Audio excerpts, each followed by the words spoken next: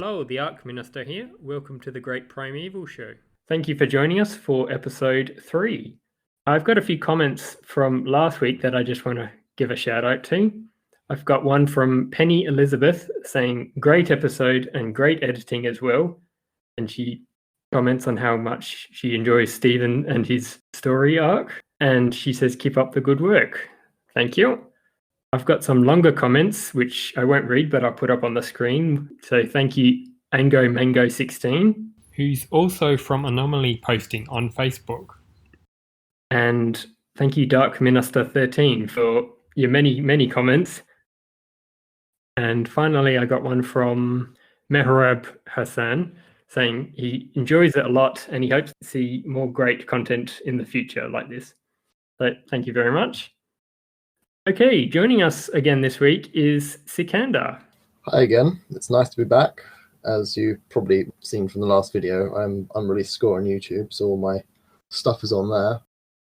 Yeah, it's great to have you back. And a newcomer this week is Alfred. Hi there, my name's Alfred Barwick. I run the Primeval Legacy fan account, which you can find on YouTube, Twitter, Instagram, and Facebook. And I also make videos on my personal YouTube channel, which you can obviously find on YouTube. And I also chat a lot of nonsense on Twitter as well. Very happy to be here. Yeah, it's great having you and great content on your YouTube channel and constant updates on Twitter. Thank you very much. Yeah. Okay, before we jump in, I just want to mention a mistake from the last episode.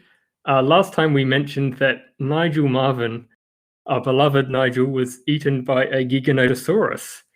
Whereas just this week, we've had confirmation on Twitter. He actually survived. Oh, I love this. Twitter exploded when that happened. Of course he survived. You can't kill a god. Exactly. He's tweeted saying, I did survive the Giganotosaurus attack in Primeval. I'm on top form. Nigel's always on top form. Yes. And do you want to know how he escaped? Do tell. Yep. He says he had the time portal sticks from Prehistoric Park hidden down his trousers, and after he escaped from the Giganotosaurus jaws, he used his fingers to gouge at the eyes so it dropped him, and he used the time portal to return to the 21st century. Oh, I love that, man. Like a pro. Yeah, he's amazing, isn't he? I mean, how else are you going to do it? That's just the perfect way. Talk about style points as well. He went for the eyes. Yeah. Yeah, he certainly knows his animals. Okay, then, we'll jump into our first segment. All right, then you explain it. Yeah, a lot of people, when you ask them what year did every series of Primeval take place in, they'd just say, oh, it came out in the year that it was released. Whereas that's not quite the case with the early year series. So with Series 1, when you watch it, in Episode 1, you can see that the date on the Gorgonopsid picture is the 17th of May 2006, which means Series 1 takes place shortly after this. Yes. And then the actual series was released in 2007. And also you've got the section before that with Helen being chased by it, which is in the 90s, isn't it? Yes, that's 8 years earlier, which would be around 1998. It's strange that they chose to set the show before when it was going to air. Yeah. I think they're probably because they were shooting it around about that time in 2006, I imagine. That's exactly what I think they did. They've made the date when they've filmed it rather than when it's going to air. That makes sense. The strange thing about that date on the photograph as well is that it's got the month before the day, which is strange for the UK because in the UK we always have the day before the month. Yeah, that's a bit odd. I don't know why it's on the photograph. It's the American way of dating things. But there's only a couple of instances in the show where we get set dates, and I think the other one is what you're about to go on and say. Yes. So Series 2, which aired in 2008, actually takes place before the 4th of March 2007, which you can see on Stephen Hart's grave. That's all very confusing, isn't it? Yeah, so that's nearly a year behind the air date. Well, I guess they had to follow it straight on from the last episode of Series 1, didn't they? Yes, because the story picks up immediately after the end of the first series when Cutter comes back from the Permian. Yes. Well, then that implies that Series 1 and Series 2 only took place over about 8 months. Yes. We also got the 2 novels, Shadow of the Jaguar and The Lost Island, which take place between episodes 3 and 4 of Series 2, which means they take place in 2006 or 2007 as well. A lot of stuff happened over 8 months, didn't it? Yes, it did. Quite a lot, yeah. It makes you wonder if there is a big gap in the timeline. Like, what else were they doing? So, what's the gap? I wonder, are there any set dates in Series 3? Because I can't remember there being any. So, what's the gap between 2 and 3 then? Our next actual confirmed date is Series 4, which is 5 years after Series 1, which Lester confirms in the intro to Series 4. 5 years ago, I was put in charge of the Ark. Which would put it in 2011, which is actually the air date. So they actually caught up with themselves in their own timeline, eventually. Yes, Yeah. and we can confirm that then Series 3 takes place in its air date of 2009, because that's 1 year before Series 4, where Abby and Connor were gone for 1 year. At least that holds up in terms of real timelines. So there's a 2-year gap between the end of Series 2 and Series 3. Yeah, that's very interesting, isn't it? Because it doesn't quite seem like that just watching the episodes as is. But when you look at all these confirmed dates, there's definitely a gap. I wonder what Helen was doing with all of her clones for 2 years. Yeah, in that timeline, nothing really happened in that time. There's the you got the Extinction Event novel, haven't you? Yes. The Extinction Event novel takes place in June 2007, which is also 2 years before Series 3. That's it. Oh, so that's directly after Series 2 then. It is. So Cutter's still reliving the flashbacks of Stephen's sacrifice after 2 years. Yeah. Because he's kind of sitting there in his office in Series 3, like it's just happened, which obviously it has for the audience. Yeah, Poor guy. Cutter never gets a break, man. he honestly doesn't. No. Yeah, so hopefully that has clarified the dates for people. And if you're interested, I'm thinking about doing a full timeline from the beginning of time through the Mesozoic, through the Cenozoic, to the present day, and then the future. If anyone's interested in that, I'll look at doing that. So you're not interested? Oh, I thought. Yeah, that No, you're asking would us. be a You're good asking thing the to comment. do. I would. Yeah, that'd be great. I'd be very, very excited to watch that. That's something I've been interested in, so I may look at doing that. Considering how much time swapping there is, I think that's a great concept for a video, especially when you think about the Permian era, when from the first series, when obviously at the end of the series they come back before they actually arrived at the beginning of the series. To watch that play out chronologically would be really interesting. Yeah, that'd be interesting. And then one quick thing before we move on, with the New World timeline, okay, not timeline, just when the events took place, we won't get into the timelines with New World. So the only confirmed date for New World is the finale, which takes place on... What's the date? June 9th, 2012. Yeah, see, that wasn't the date on my calendar when I woke up this morning. And the episode aired in 2013, February. So they've done that thing again where they've set the timeline of the episode to when they shot it, I'm assuming. Yes, that seems to be what it is. And then they confirm that they've been working with the Special Projects Group for 6 months, which means the very first episode would have been in December 2011 or January 2012. So yeah, only 6 months. So very short time spans for the first series of each show. Look, when dinosaurs are coming at you, you got to act quickly, you know? You can't just dilly-dally. Exactly. Yeah, no wonder why nobody lasts long in these shows. Except for Connor and Abby. They seem to endure throughout And everything. Lester and Rex. Yeah, those 4. Let's be honest, if they killed Rex, we'd be up in arms. We would, wouldn't we? I think, yeah. Okay, moving on. What you have here is an interesting theory, but one mostly based on guesswork. Okay, as we've touched on before, with the Series 3, apocalyptic future with the future predators seemingly having destroyed all of humanity and left the world in ruins. And then Series 5, we see what seems to be a different future, which is caused by Philip Burton's New Dawn project, which has turned all the future into a desolate wasteland with no signs of humanity except for those ones living underground. And so what it seems to be is they're 2 different futures, and the producers have somewhat confirmed that they are different. What is set up in Series 3 is seemingly left open, and from there, I believe Alfred has a theory confirming that we didn't leave the Series 3 future, it was continued on in Series 5. Well, I'm not sure confirming is the right. It's my interpretation. Originally, for many years, I've assumed, much like you, that they are two different sort of futures that have occurred. But when you think about it, I think it lines up all right if you assume that they're the same futures. I think when they first arrive in Series 3 to the future, I think the writing it explains basically that the Predators destroyed humanity and sort of left the world in the state that it is. But the writing also leaves it open to the idea that maybe something else has happened, because if you look, the geography of the land is completely different. It's obviously still set in the UK because you can see the Gherkin building from the London skyline in the background of shots. Where's that cliff come from?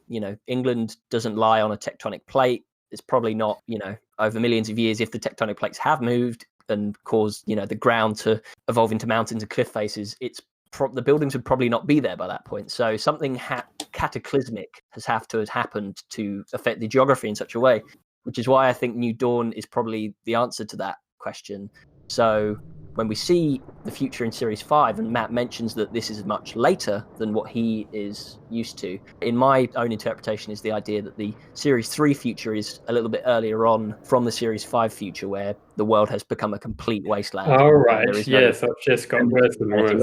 That does make sense, actually. Obviously, if you said the producers assume that they're two different futures, maybe that's true. But also, if you basically consider them to be two different points in the same future, in two different points in time, as it were, where one's an earlier version of the future and one's a later version of the future, where there are no buildings, there is basically no remnants of humanity, and the Predators have got even worse conditionally because they've had to adapt to an even more hostile environment where there is no food. I think that makes more sense than, the timeline having changed from Christine Johnson getting killed somehow. Apparently that if they're two different futures, that probably would have been what changed it. Yeah, that definitely makes sense, because if they're supposed to be alternate futures, then how did the future Predators turn up in the New Dawn future? So yeah, it does make sense that they could have been remnants from the Series 3 future, where they're apparently man-made by the Ark or Christine Johnson or whoever, and they're just left to fend for themselves in the barren wasteland that they helped create.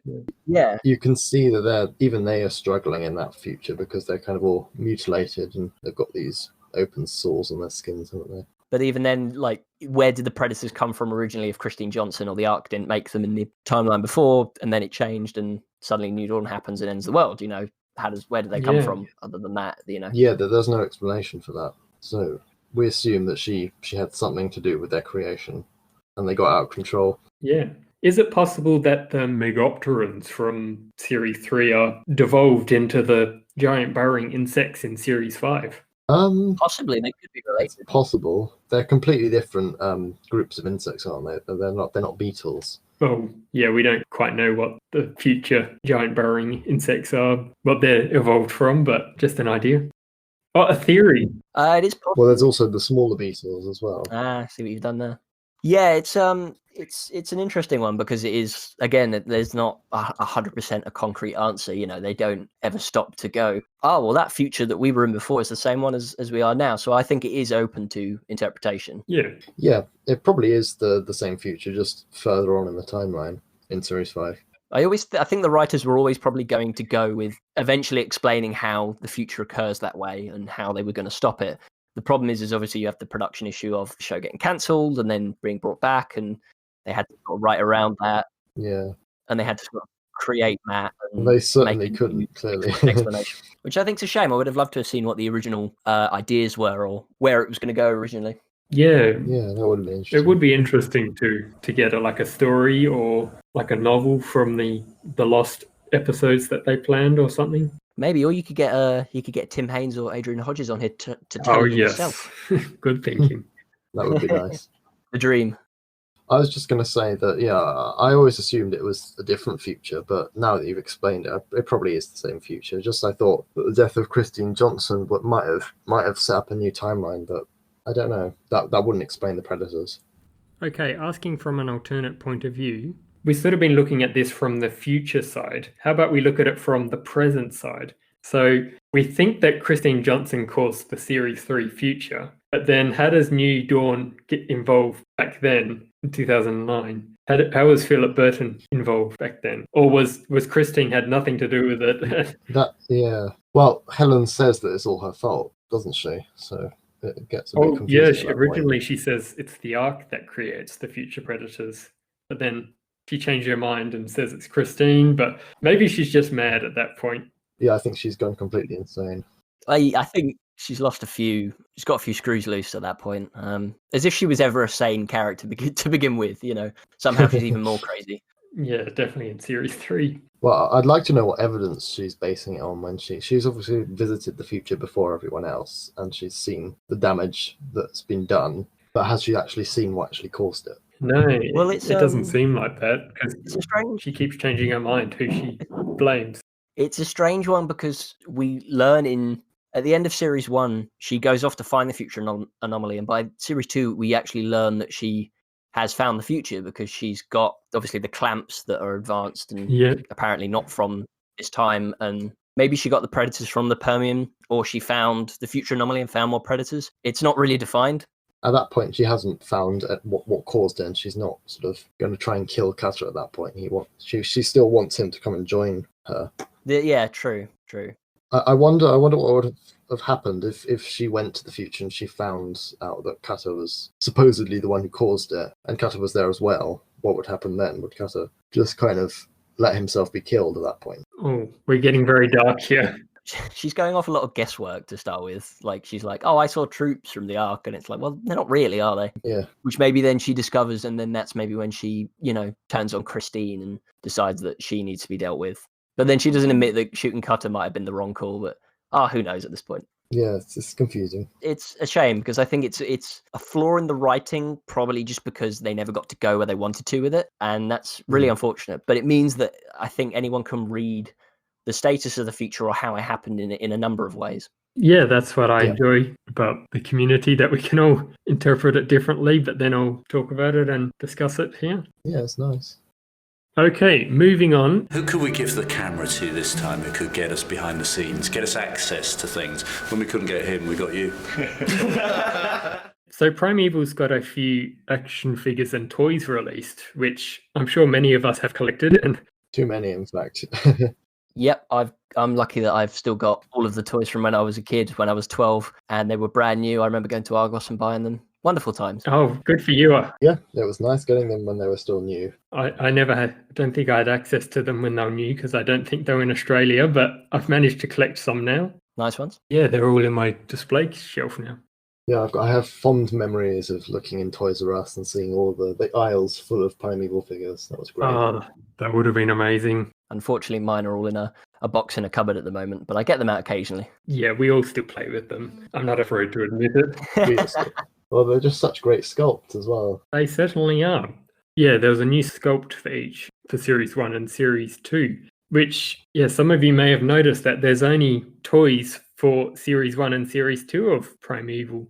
Yeah, Alfred, do you want to explain to us what's happened? Yeah, so there was supposed to be a Series 3 line of toys, but it never got far out of the pre-production stage. Unfortunately, Character Options, who was the company that created the Primeval figures and all the surrounding toys, interactive toys, had a deal with Woolworths, a UK distributor that unfortunately went bankrupt in around about 2009 and had to close down. So most of the funding I got for that. I remember that. I remember going into a Woolworths the very last time. That was global financial crisis. They went down. Yeah. I miss Woolworths. So unfortunately, the Series 3 figures never actually got out of the production, the pre-planning phase. And we only got a look at them a few years ago from the Impossible Pictures social accounts, a brief look at what some of the figures would have been. Obviously, there's mostly repaints because a lot of the characters obviously coming back from previous series. So we've got Connor Temple repainted. Yeah. He doesn't look too different. I think he looks quite good. Yeah, it's the Series 2 Connor, and he's been repainted to look like how he looks in Episode 1 of Series 3. They never gave him a hat, though. That was the only thing. So it's not bad, but did they need to remake another Connor in the exact same clothes? He is one of the most popular characters, I think. So it makes sense for them to keep producing him. Yeah, of course. Well, he was also one of the last figures to ever get released in the Series 1 line as well. I remember there not being a Connor figure to start with. And then that was weird, wasn't it? A few months later, he came out. Then we've also got another Abby Maitland.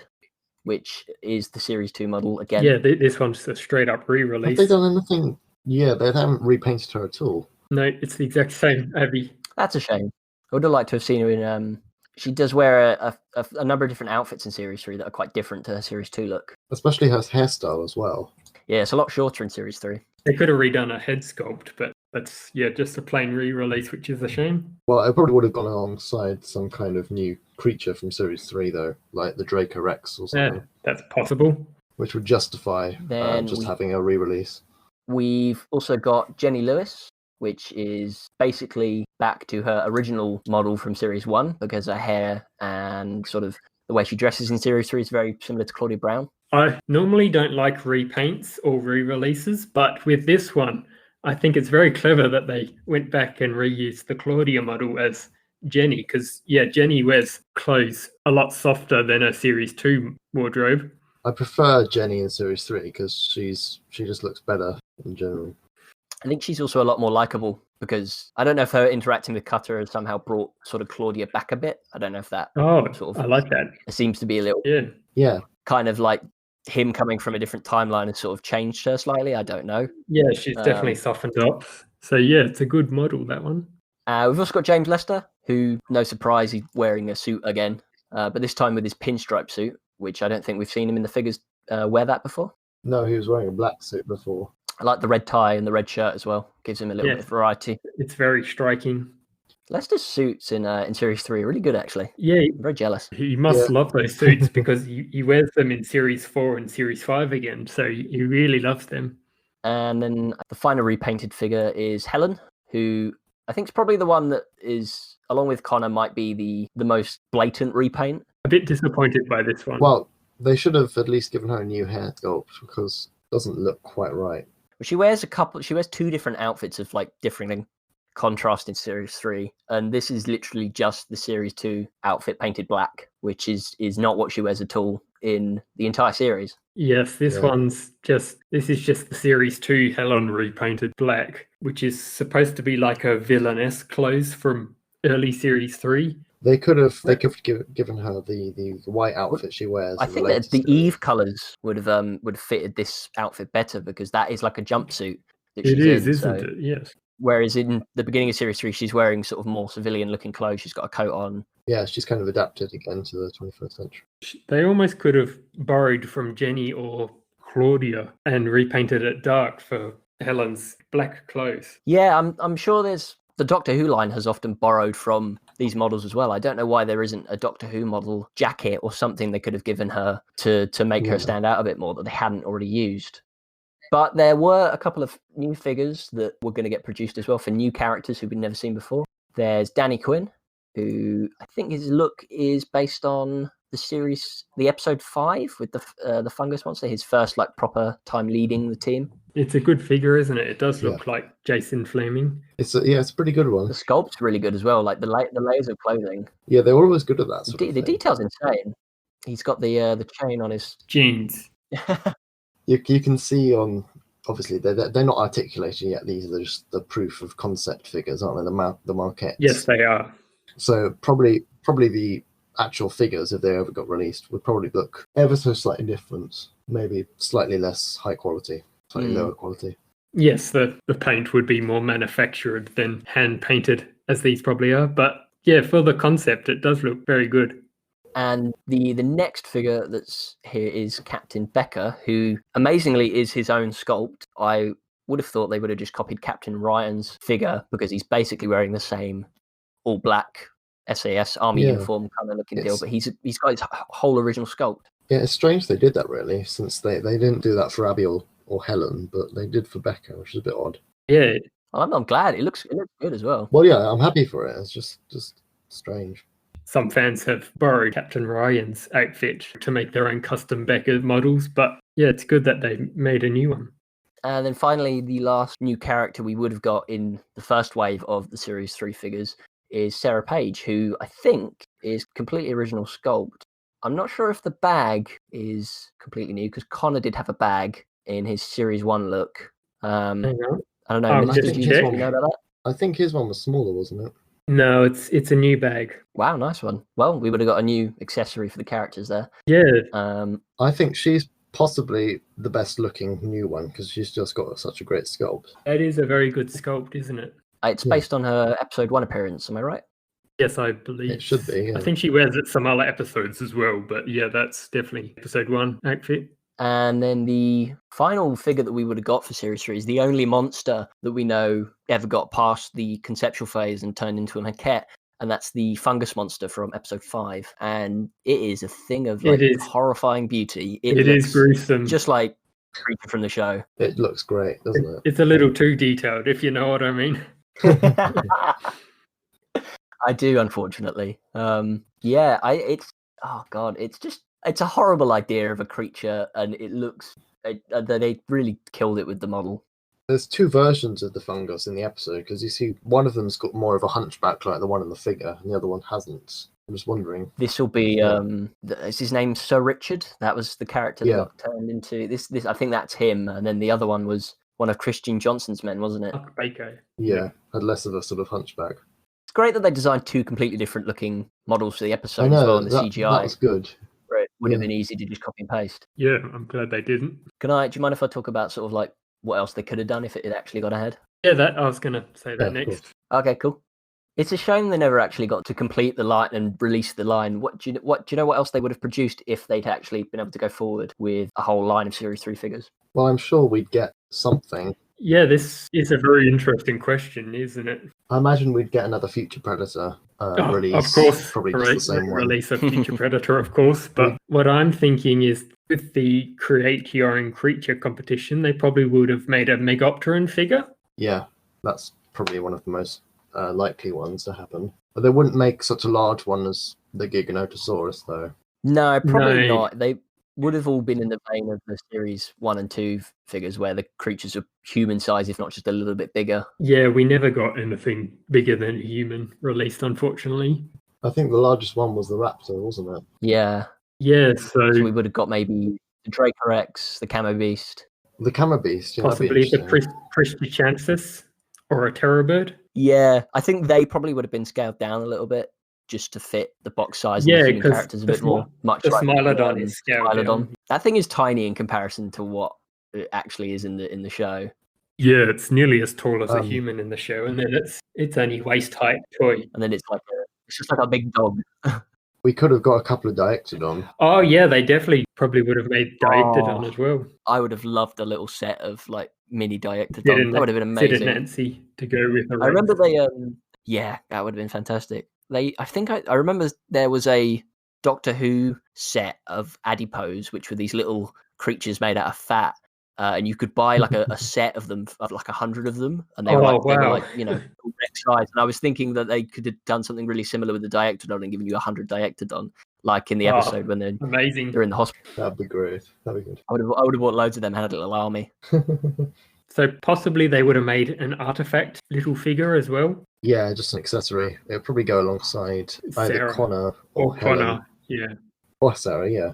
It's a bit weird that they didn't release a new Cutter figure with a new hair sculpt. Hmm. They might have had that scheduled. I don't know, but maybe they knew that obviously Douglas was leaving, and they wanted to try and focus a little bit more on the new leader, the new characters, as it were. That's probably what they did. You mentioned before, Alfred, that why didn't they use any model pieces from any of the Doctor Who figures which are in the same scale? Yeah, it's a shame they didn't borrow anything so they weren't just plain re-releases in Series 3 here. Yeah, there has been a few Doctor Who later figures which were released and used Primeval figures. Yeah, there's a few. Yeah, I think some of the newer characters have got the sculpts from Stephen and Cutter and Claudia. Yeah, so there was Bill Potts was released in 2018, and she used Abby's Series 2 shoes and Series 1 legs. And then there was Graham O'Brien, who was just a full-on reuse of Stephen Hart's body, but with a new head. And there's a Ryan Sinclair, which was just Nick Cutter's Series 1 body. And Yasmin Khan, who reused Claudia's body. And yeah, that's mostly it. But I'll just quickly mention there was some sample packaging which used Doctor Who action figures as a test for the release of Primeval, but that's not what we got. We didn't get the blister pack. We got the cardboard with the plastic front.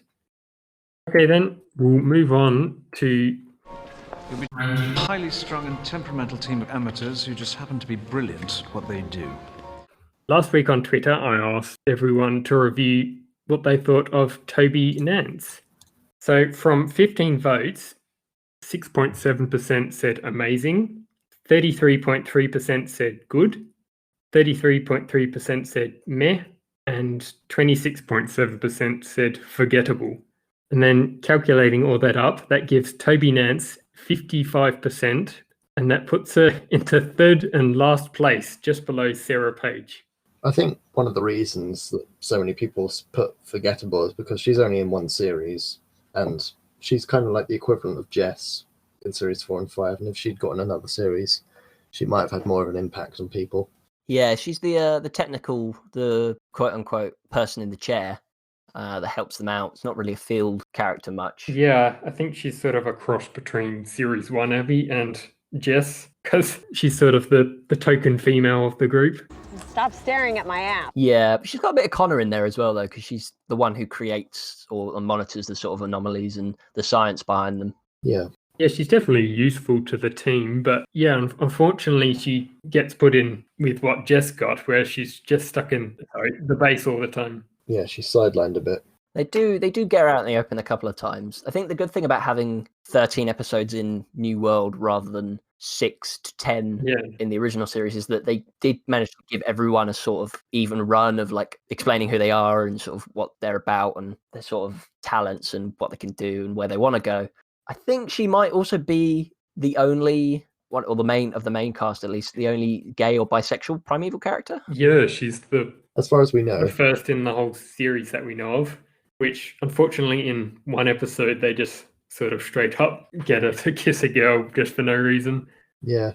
It's annoying when writers can't get women or like minority characters or LGBT characters right in their writing. They don't just treat them as normal characters sometimes. Sometimes they've got a bit of a stereotype attached to them, which is frustrating. But as probably the prominent LGBT Primeval character, I think she's pretty well fleshed out. Yeah. In most of the episodes, she definitely has memorable stuff. And just unfortunately, we don't seem to get enough. And yeah, not everyone watched Primeval New World. So yeah, that is true. It's just a shame. I think it's a good series. Yeah, it's underrated. Are we stalling already? We talked for Stephen about like 20 minutes. Well, what else does she do? She's sort of the main focus at the end of the series as well, because she gets attacked by the Scorpio, and they have to try and get the anti-venom to save her. So she's kind of the thing that starts the entire end of the arc of the series. If you can call it an arc. Plot point. Yeah. An excuse for them to bump into Connor. Oh, we should have got Connor and Toby on screen together. Yeah, that'd be interesting. That would have been nice. Yeah, she's relegated to the hospital after that, which is a shame. Yeah, unfortunately, she got sidelined in the finale. I'd imagine she would have had a lot of questions for him. Yes. Yeah, she does see him when Mac sends the picture of him to her, but that's it. Well, at least in the last episodes, we do get a kind of more character development with her and Mac. Oh, yeah. She starts off being very frustrated by Mac, but by the end of the series, they've all got a very strong sibling-like relationship. Mm-hmm. Yeah, I don't know where they would have taken it, if they would have taken it into a more romantic place or not, but I guess we'll never know. Mm. Yeah, I do like it where it ended up. Very strong friendship. Or as she said... It's kind of like the brother that I never wanted. Yes. Okay, maybe they weren't going to make it romantic after that. Never mind. Yeah, maybe not. Or maybe it could just take ages like Abby and Connor did. Yeah, a 3-series arc. Overall, I think she's a pretty good character in what she does. She's probably a slightly improved version of what Jess is. Yeah, I think Jess gets a little bit relegated to sitting at the arc. She doesn't really do much. No, she might. She's not very field active. Like when the Beetle incursion happened, she's not very... she doesn't cope quite very well with the situation. Yeah, I don't think Jess leaves the arc more than once or twice throughout 2 series, whereas Toby, I think she went to 4 incursions. We got the Pteranodon in episode 1. We got the Terrorboot in episode 4. Got the Ornitholestes in episode 7. Then sort of the Triceratops in episode 9. And then, yeah, she goes to the Brontoscorpio in the final 2. So, yeah, she definitely gets to go out a bit more than Jess. I think she's a well-rounded character, and as for most of New World, it's a shame we never got to see more of her. Yeah. Okay, moving on. This database contains constant and all non-extinct vertebrates. So on my Twitter, I asked, how would you rank the Hyenodon? And so from 17 votes, 17.6% said amazing, 58.8% said good, 17.6% said meh, and 5.9% said forgettable. So calculating up, that gives the Hyenodon 72%, which puts it into second place, just under the Giganotosaurus, but above the Arthropleura. That's interesting. I have to disagree with that. I don't think that's quite the ranking it deserves, but that's just my opinion. Oh, okay. I'm not overly fond of its design, but it's okay. It's quite a middle of the road creature. Like in the story it's in, it's not actually like that special. Like that creature could have been any creature, anything with human size-ish and with teeth could have fit the bill quite well. Yeah, well, following that, I believe there was rumors this was supposed to be a future Predator episode. Oh, really? It's possible it could have been replaced with the Hyenodon because they look very similar shape and both grey. Yeah, that's interesting. I think the thing that makes this creature like a bit more unique than other ones is the fact that it has like puppy offspring that add the sort of cute factor, which is different. Yes. You don't see that very often in Primeval. You like creatures that are paternal in a certain way, and I think that adds a little bit of a twist on the episode where people go, "Oh, look at this cute dog," and then the mum comes around the corner. They go, "Oh no, I'm gonna get eaten." Yeah, that's certainly played up with Connor stuck in the basement. Yeah, it's just a shame they made them look too like wolves, because they're not actually wolves at all, but they kind of made them look too canine. I think they took Hyenodon a little bit too literally as well, because it is like a wolf hyena almost. It's got the very high up shoulders and but the sort of hair on the back, which looks quite hyena-ish. That's why I prefer the Walking with Beasts version, because it's a much more unique design. Yeah, and the Primeval one's literally just grey. It's got no coloration at all. It's a big dog. It's the trend with newer series and films that they like to make all their new creatures just grey and blue. Jurassic World is the same. They just made all the new dinosaurs just blue and grey. I think it's a shame because maybe there's a story where that creature would have been, it would have fit into what was happening better. The problem is the episode isn't great either. Like it's a bit of a weak excuse to bring Jenny back, and then the characters just end up staying at this fancy house before the wedding anyway. And it's kind of like the whole thing's treading water. Yeah, it's more of a Jenny episode than a Hyenodon episode. If it had been like a creature that was like designed or known for sort of hiding or lurking in the shadows, maybe hiding in the basement, waiting to come out, and all the characters had sort of were unaware of it almost, I feel like that would have been a better fit than having, 2-3 giant dogs in the basement. Oh, an ambush predator, yeah. Like, how do you not know that there's 2 giant dogs in the basement? Like, how did that slip past everyone? Yeah. Also, it's not like they're locked down there. They could easily have come up at any time.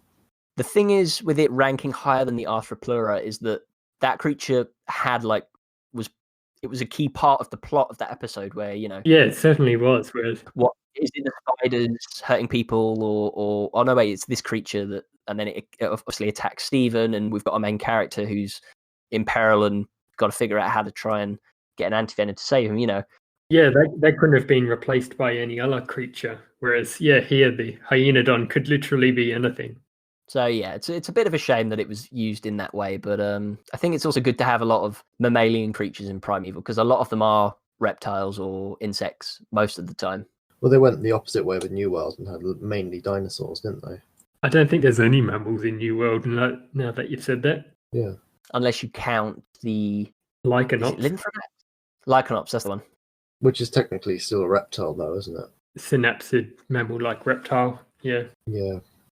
I find it hard to say a lot of things about this creature because, again, it doesn't really do much and it doesn't stand out. When people think of Primeval, they don't think of the Hyenodon, No, it doesn't give much of an impact, despite it being on the back cover of the Series 4 DVD, though. Yeah.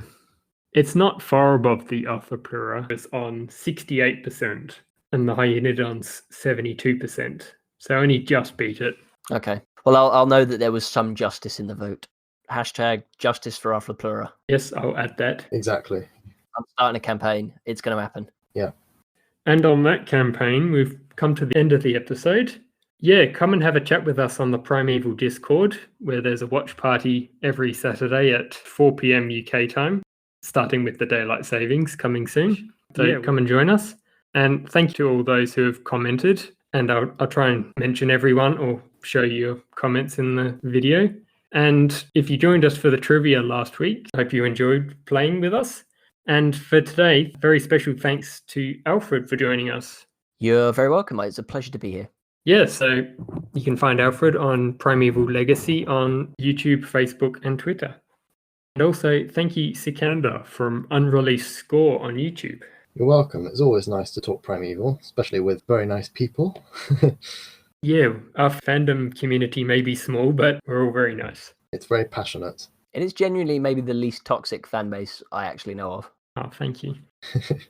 Okay, join us next time. And I've put up a new poll for ranking the creatures and characters, and you can find that on my Twitter. So yeah, thank you for joining.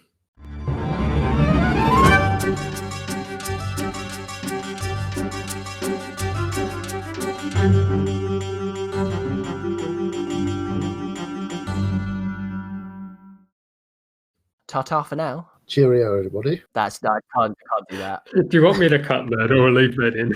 Yeah, please. No, please cut that. Yeah, cut that out. That was too British. Hang on, I just need a swig of my tea. No, please don't. Oh, we'll see. Yeah. We'll see what happens.